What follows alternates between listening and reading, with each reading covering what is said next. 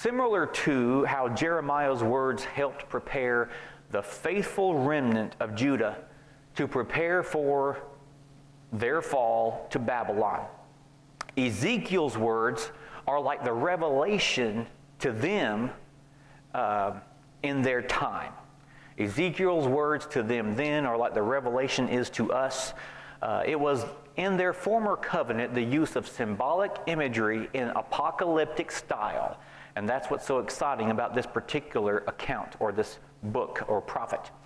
They received these words inspired by God through Ezekiel to be encouraged. Yes, the faithful to be encouraged, but the unfaithful to be sternly rebuked, and a call to repentance, as is often the case for each prophet.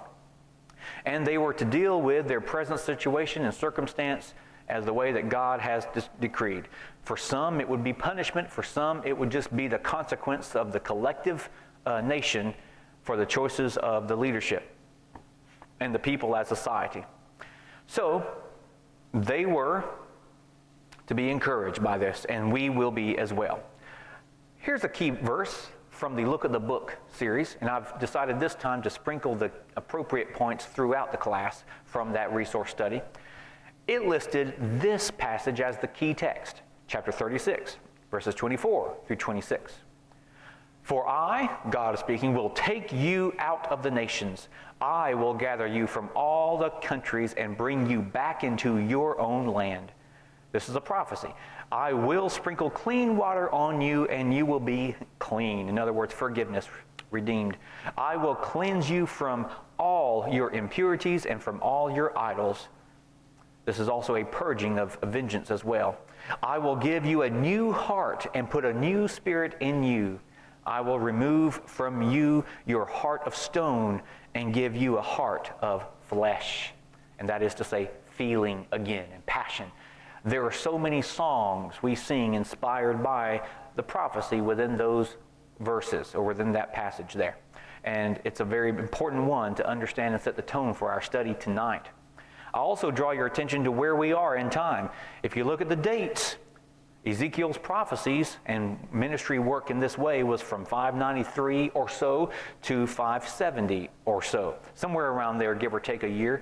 And if you're looking at it and remembering some key dates, as we'll mention again tonight, you will see that he was a contemporary of all those during the time that Jerusalem fell to Babylon.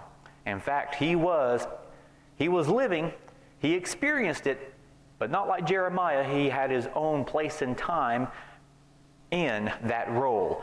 But he definitely lived as one of the exile prophets. He was called to work just before the fall, and actually had to work continued into it. And as a result, we know that he was called to prophesy to the southern kingdom of Judah, but it wasn't the southern kingdom of Judah for very long when he was called. Moving on, we have the lesson number 20 thumbnail screen, and we have this one line or one sentence summary of the entire book. The prophet who was sent to tell Israel their error and to teach them justice. There's an emphasis on justice. It may otherwise seem dark and gloomy, but you've got to realize as you read or study or hear this book this week, or if you haven't already, you know what you've already heard, that it's a very dark and gloomy book because it's a statement of judgment against God's people for not living like God's people.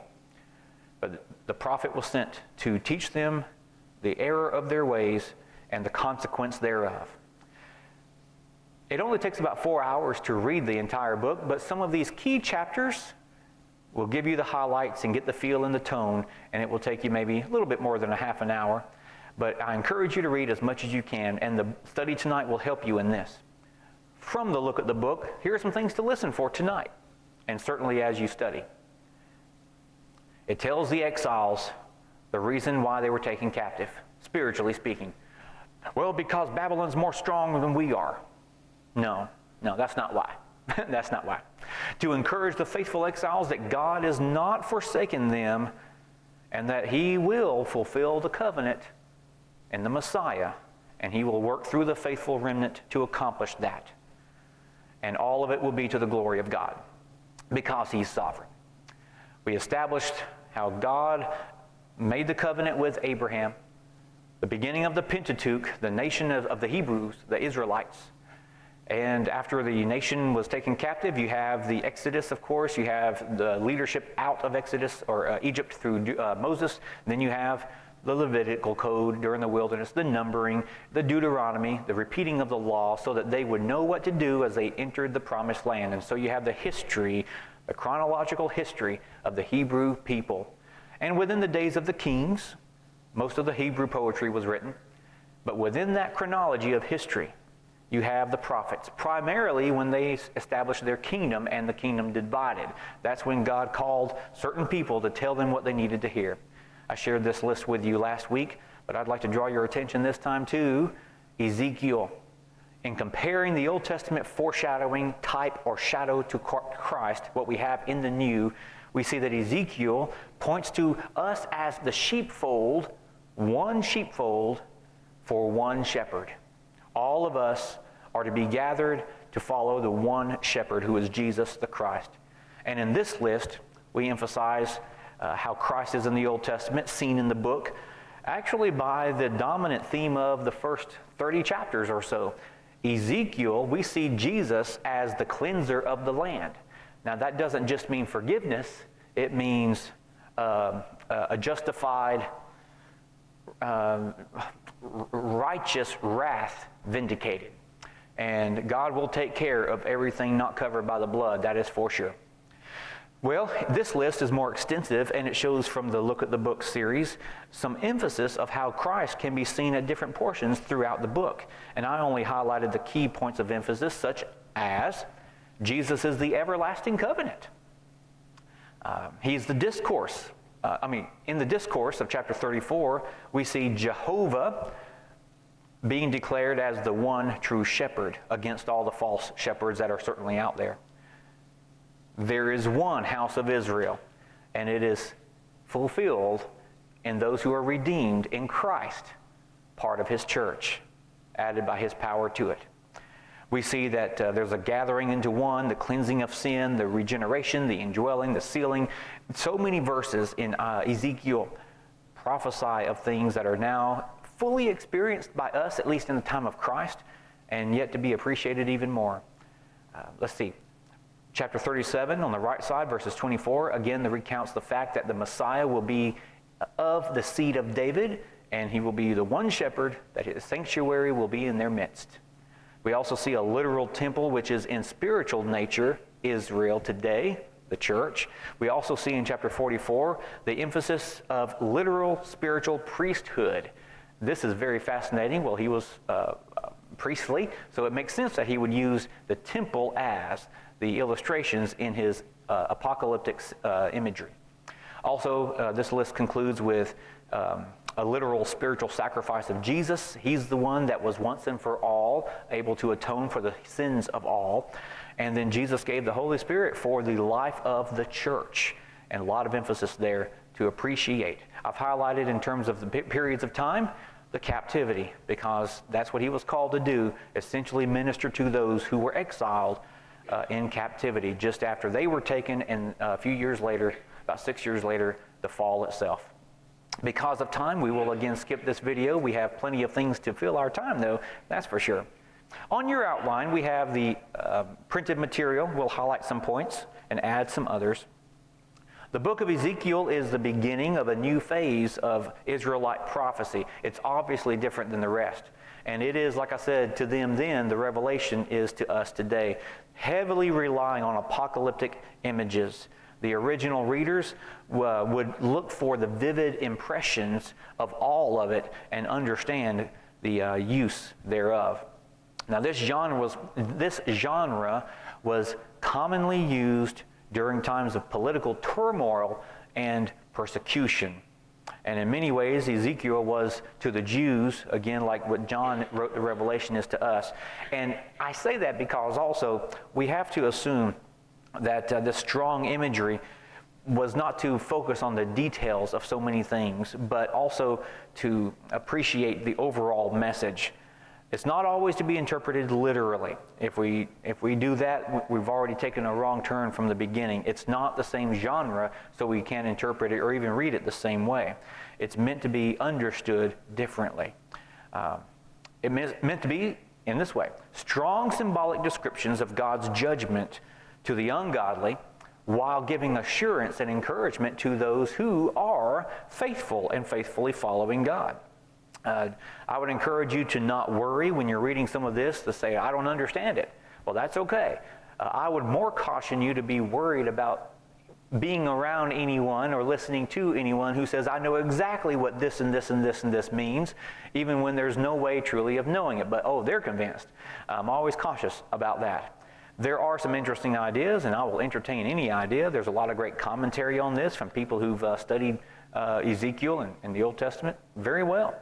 But again, they will have to be humble enough sometimes to admit, but we can't say for sure. A lot of details have been lost to the keys of understanding every detail, and when we get to Revelation towards the end of this year's entire study, this will be emphasized even more.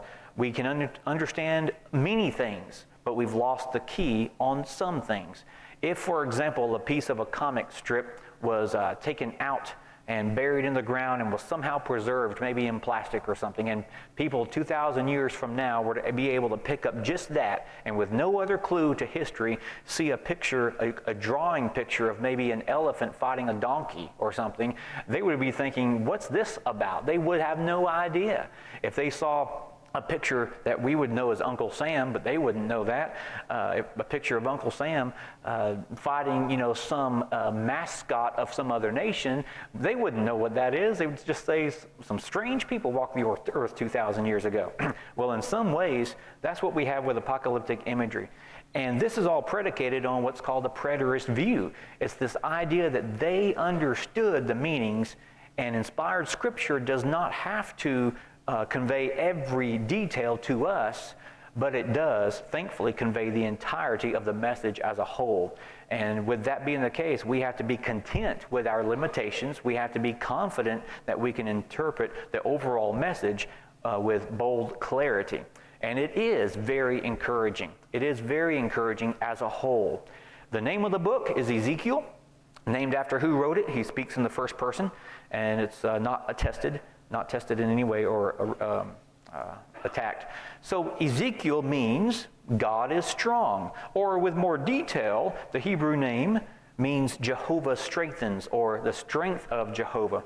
And I look at some of these prophets and realize they could only do what they do, live the life that they did, and they were called to because of the strength of God. Ezekiel had a very hard ministry for 20 plus years. And we have point number one, Ezekiel was a member of the priestly family, and so it's only natural that as he prophesies of the coming of the glories of Christ, that he makes correlations with temple worship. And that's natural.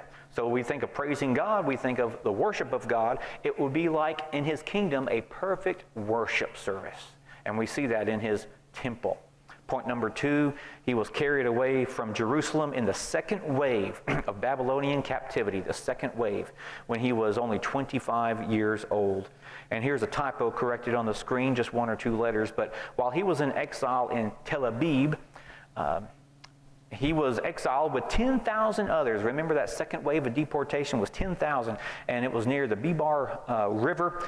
Ezekiel was called to be a prophet at the age of at a very young age, if you wanted to read Ezekiel 1:1 on that. And so he was called away in captivity, then called to be a prophet. Though a captive, he had some degree of freedom. He was able to have his own dwelling place. He was able to welcome guests. He was able to teach his prophecies and teach his oracles to his fellow countrymen as well as others. So he had a lot of freedom that he definitely appreciated even in that time to share his word. Let's talk about the background. To understand the book of Ezekiel, it's helpful to be reminded that, and I guess you'll never forget what we're going to talk about now, or never guess, the Babylonian captivity, the three phases of captivity. This is so central to Old Testament history. It started in 606 BC, then to 597 was another siege, and then the ultimate one was 586.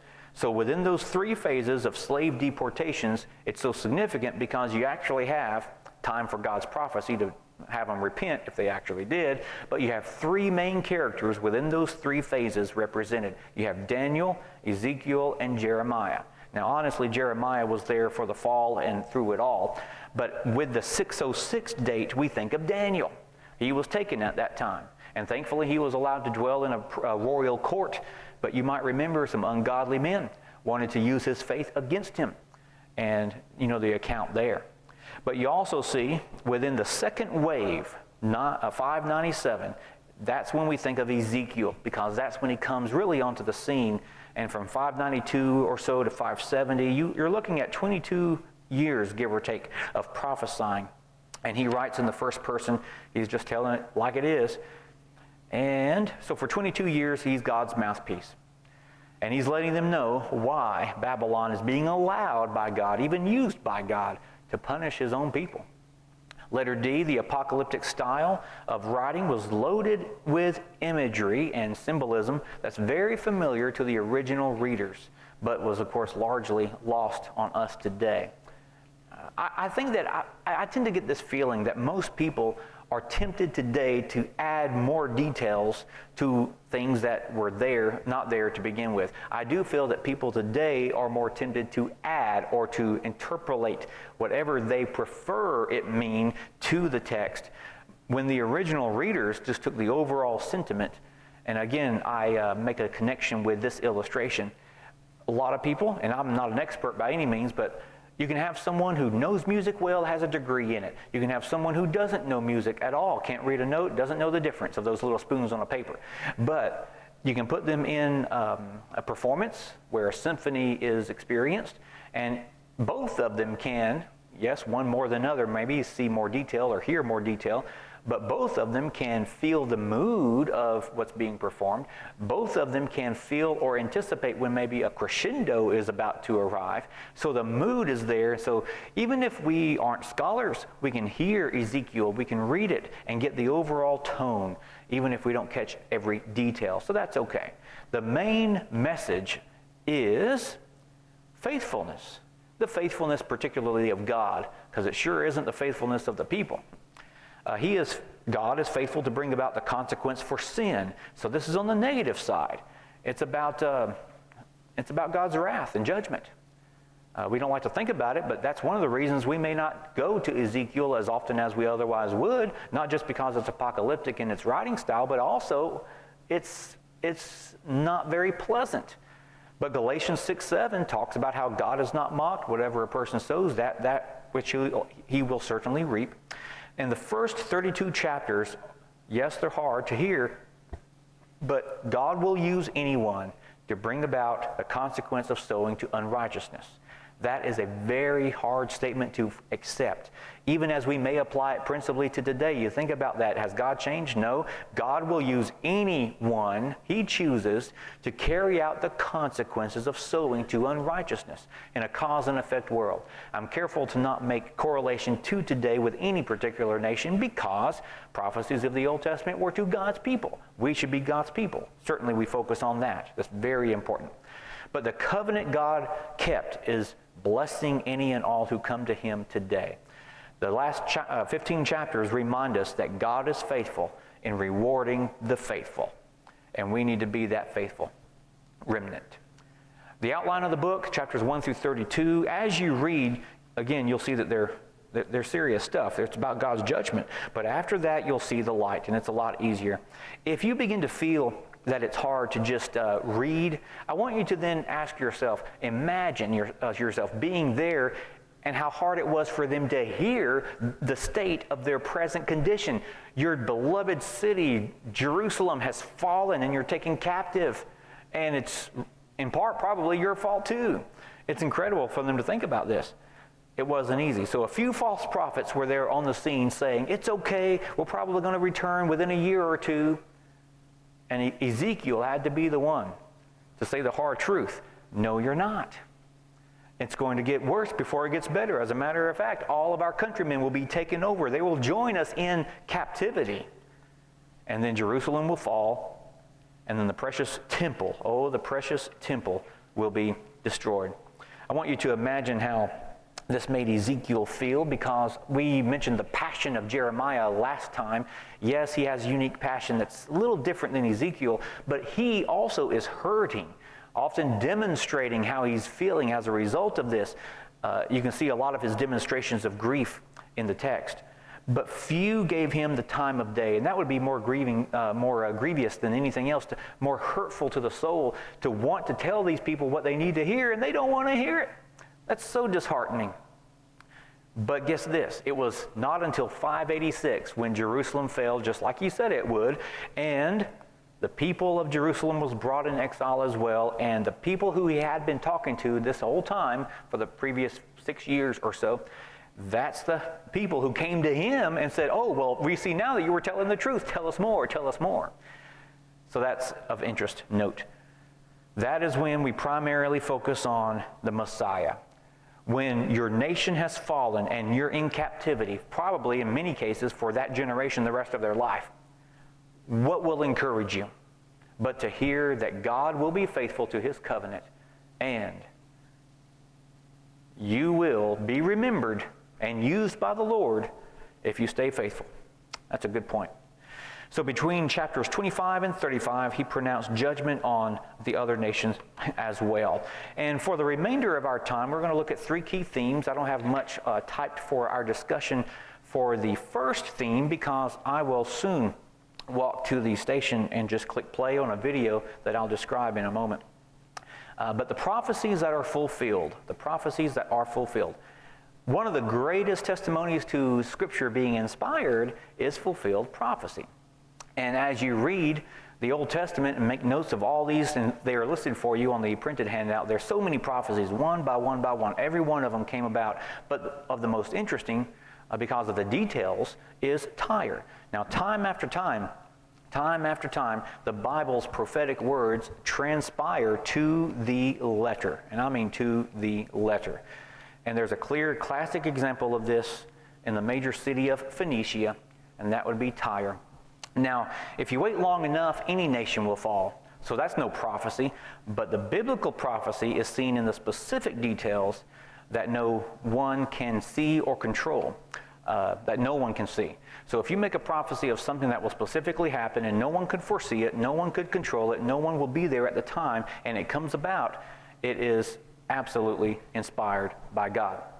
I'll continue talking for a second, but I hope that you look at the screen, and I will also control the online viewer to see the screen for the full video. There's a video on the Apologetics Press website, and it's produced by the World Video Bible School. And I was very excited about this because I also remember about 2 months ago, I saw this video, I remembered it, and it was queued up perfectly for this night. So I thought, instead of me sharing a few details about this, I'm more than happy to let someone who's a professional who has been here to guest speak let us know a little bit about this prophecy by Ezekiel. So Kyle Butt was recruited to help World Video Bible School to have this video on this particular prophecy, and it's a 7.5 minute video. Most everyone understands that if there is a person or a book that can accurately predict the future, then that's superhuman. It just is something that no human by their own design or by their own skill can do. In fact, as we look into the Bible, we see that statement put forth to us. God himself said, "Let them bring forth and show us what will happen, or declare to us things to come. Show the things that are to come hereafter, that we may know you are gods." For years, in ancient cultures, people understood that if a person, if a prophet, if a book accurately predicts things that happen in detail in the future, and is never wrong about any of those, then that person, prophet, book has to have some type of divine origin. When we look into the Bible, we see that it's filled with prophecy. One of those very powerful prophecies that is evidence for the divine inspiration is the prophecy of Ezekiel found in chapter 26 concerning the city of Tyre. You see, Tyre was a city that came to prominence in about 1200 BC. It was one of the best natural ports on the Mediterranean Sea. It stood at the crossroads of worldwide trading. But the problem with Tyre was that it had become very wicked. During Ezekiel's day, he wrote that by the abundance of your trading, you became filled with violence within, and you sinned. Your heart was lifted up because of your beauty. You corrupted your wisdom for the sake of splendor. You defiled your sanctuaries by the multitude of your iniquities. You find that in Ezekiel chapter 28, verses 16 through 18. So Ezekiel says, because of the evil and wickedness that is within your walls, God is going to destroy you. And in Ezekiel chapter 26, he lists several things that were going to happen to the city of Tyre. He said that Nebuchadnezzar, the king of Babylon, would destroy the mainland villages. He said that Nebuchadnezzar would build a siege mound against the city. Ezekiel prophesied that many nations would come up against Tyre, that the city would be flattened like the top of a rock, and that its stones and its timber and soil would be laid in the sea, and it would become a place where men spread nets, and the city of Tyre would never be rebuilt. After Ezekiel's prophecy, Nebuchadnezzar did indeed besiege the city. In fact, it was a long siege of about 14 years. And in that time, the Tyrians, the inhabitants of Tyre, began to take all of their materials and move them out to an island about 3/4 of a mile off of the mainland. Babylonian king Nebuchadnezzar eventually breached the city, and he got in to find that the Tyrians had all moved out. Yes, he did destroy the mainland villages, and he encamped around the city, built a siege mound against it. After Nebuchadnezzar did that, there were several scores and decades of years that other nations came up against the city of Tyre, until about 330 BC. In 330 BC, a man by the name of Alexander the Great was sweeping across the globe, conquering everything in his path. In fact, it's said that at one point in his life, he knelt and cried because there was no more world left to conquer. Alexander the Great came up against the mainland city of Tyre, as Ezekiel had predicted about those other nations, and he basically did the exact same thing that Nebuchadnezzar had done hundreds of years earlier, except after his siege, which wasn't nearly as long, only about 9 months, when he got into the mainland city, those Tyrians had moved to the island city. Now, Alexander the Great was not easily thwarted, and he did not do what Nebuchadnezzar did. Nebuchadnezzar basically said, "Oh, well," and he left. Alexander the Great said, no one makes a fool of me. And so he started to devise plans as to how to get to the island city of Tyre.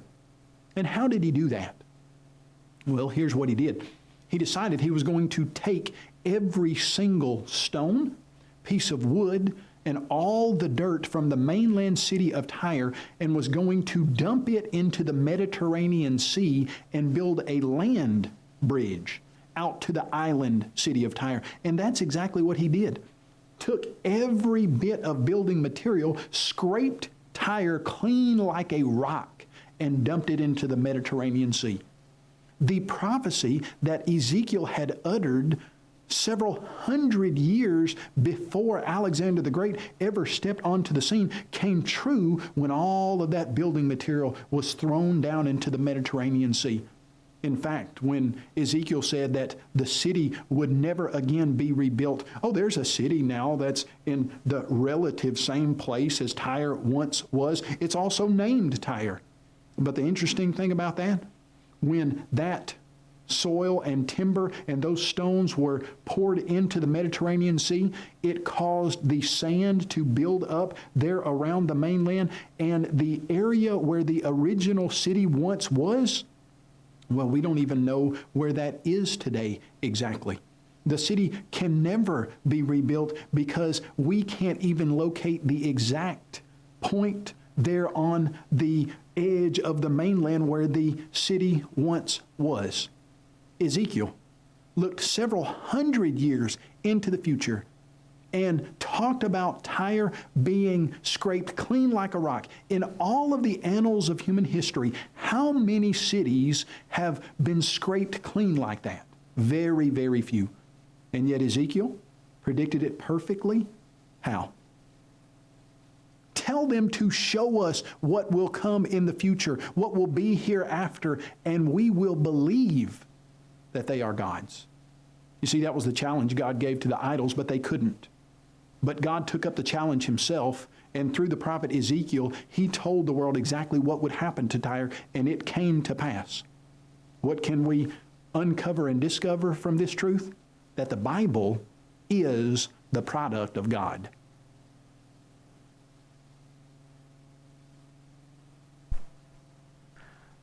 I personally enjoy learning from people who've invested a lot of time in study. I also enjoy studying what is called apologetics like that because my own faith is developed and strengthened.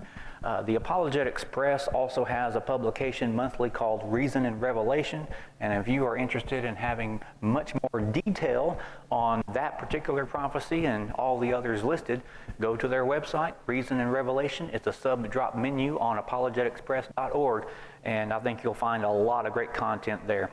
So that's one of the main themes in Ezekiel because of the prophecies that could have only come from God. A lot of people, such as in other accounts that we've studied, argue against the credibility of when and who wrote because they're so specific, and yet it doesn't bother us at all. We are accepting of the fact that God exists. He created everything. He's sovereign. He inspired the Bible, and therefore creation and the Bible have the same author. So I'm excited to again shift gears to chapter 11, or I should say the last 11 chapters of this book, the light at the end of the tunnel. And this is when he really shifts to a lot of imagery that sadly a lot of people use as fuel for their own ideas. It's used as primary fodder by dispensationalists. This is where the apocalyptic imagery in language is intensified to the max. And it's also too easy for people to interpolate their own ideas. So when you read about Gog and Magog, dispensationalists just absolutely love it. They will love to say that chapters 38 and 39, make a mental note of chapter 38 and 39, represents some great world power and some great conflict that will usher in the end of time. Frankly, the world conditions at every generation could sound a lot like what is described. So when we talk about Revelation later, we will have to again emphasize the importance of a preterist view, and it's this idea. Our conclusions are completely different if we approach for study the interpretation that the people who it was written to understood what was said. And if that's the case, then anything happening today wouldn't mean anything to them. And that's very, very important if we approach it that way, and I believe that's accurate and fair. Even though it's inspired scripture, not every detail needs to be handed down. The main message is there. So additionally, it is a very bad mistake to interpret apocalyptic imagery literally. It always amazes me the irony of people who will say that clearly written text in prose, like an epistle, doesn't mean what it clearly says. But then they'll go to Revelation and the imagery there and say it literally means this. It's not consistent, it's unfair, and in much more bold terms, let's see, how do I want to word this? From people who do not think that Christ accomplished his mission and that the church was a plan B substitute until his physical return, people like that will go to Ezekiel 40 through 48 to support a call for rebuilding the temple, a reinstitution of animal sacrifice, an earthly kingdom, a priesthood, and all those Old Testament ideas. But they will fail, disrespectfully so, to acknowledge what the New Testament says as the specific fulfillment of all of that. So I'm just encouraging you to be careful with where ideas come from. It usually comes from people who don't interpret the scriptures fairly. Point number 2, the inaccuracy of this interpretation should be readily evident because we should note that not only are the only passages used to argue for those premillennialist ideas coming from apocalyptic literature, which that's it. The only passages in all of Scripture that support those ideas come from apocalyptic imagery, which are not to be taken literally. So, apocalyptic imagery and literature here is a misuse of the very genre. So that's one idea to argue. But more than that is that such interpretation disrespects, discounts, and denies the plainly stated teachings of all other Scripture, which clearly says that the Christ is the Messiah, Jesus, who accomplished exactly what he said he would do. He fulfilled all Old Testament prophecies just like God himself said he would. He established his covenant. Christians are his redeemed citizens of the kingdom that he established and over which he already rules. For the next 4.5 minutes of class, I will like to read for you Hebrews chapter 10, verses 10 through 14. This is so powerful and recently discussed in our Sunday morning classes. By that this is chapter 10 of Hebrews, verses 10 through 14. By that will we have been sanctified through the offering of the body of Christ Jesus for once and for all.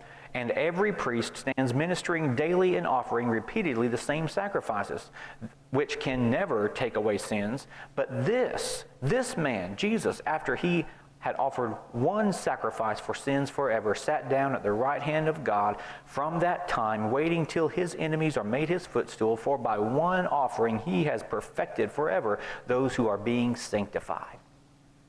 So all of Ezekiel's references to the temple are just a type, a foreshadowing of the Christ who made us living stones in the very holy temple that he dwells and in which he is worshipped. 1 Peter chapter 2, verse 5 is one of my favorite verses about you are living stones being built up a spiritual house, a holy priesthood to offer spiritual sacrifices acceptable to God in all that we do.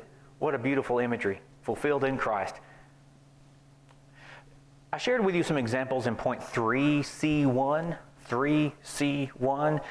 For example, chapters 40 through 48 portray beautiful worship of God in relationship to Jesus Christ. It says things like the river of the temple flowing. Well, Jesus is the water of life, and from him truth flows. It's the stream of living water through Christ in John 7:38. And when it talks about the gatekeeper, the prince who served there as that, well, who is the one who opens heaven gate for us? If you listen through his prophecy, ultimately imagining how it connects to Jesus' fulfillment, you'll see it so much more clearly and appreciate it more. So in short, those last chapters are just not a blueprint for future world events.